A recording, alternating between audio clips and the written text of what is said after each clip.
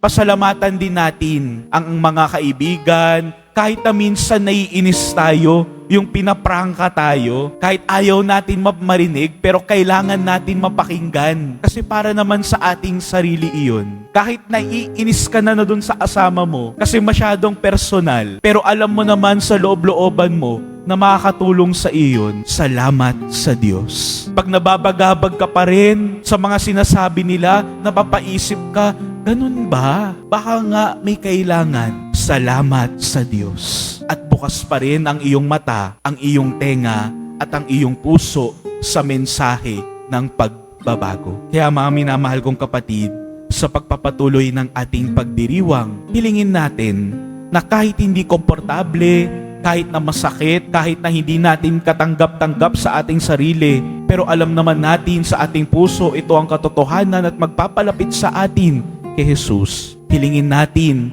ang mas malaki at mas bukas pang puso para mas lalo nating matanggap ang mabuting balita ng Panginoon. Amen.